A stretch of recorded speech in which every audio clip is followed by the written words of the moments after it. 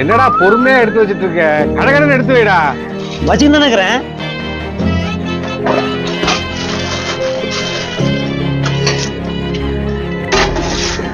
இந்தாங்க. உங்களுக்கு தாங்க வேணும்? தோசை வேணும்பா. இட்லி நல்லா சூடா இருக்குதா? இட்லி சாப்பிடுனா? அதெல்லாம் செட் ஆகுதுப்பா, நான் தோசையை சாப்பிடுவேன். என்னன்னா சூடு 2 புட்டு போட்டு விட்டு தோசை கிட்டு போயினுக்கிற.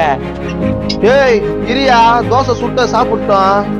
ஏய் தம்பி, இட்லி வெறும் 10 ரூபாய் தான். ஆனா தோசை 50 ரூபா. ரெண்டும் ஒரே கரண்டி மாவு தான். ஏய் என்னடா நீ வியாபாரத்துக்கு எடுத்துக்கோ போல இருக்கு.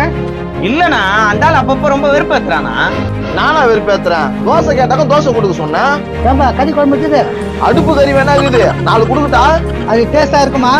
இந்த மாதிரி முண்டை கலப்பையெல்லாம் கூப்பிட்டு இட்லி போட்டா இப்படித்தான் டேஸ்டா இருக்குமான்னு கேக்குது இப்ப. இந்த பாரு முதலாளி, கடைக்கு